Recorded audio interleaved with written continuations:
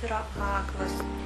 Bet tai jam nesukėlė problemų, nes jisai moka puikiai orientuotis aplinkoje lytėjimu, ūsais ir gyvendamas kitose naujose namuose, tai taip pat neturėtų jam sukelti problemų, jis tai pranta prie aplinkos ir jie puikiai orientuojasi.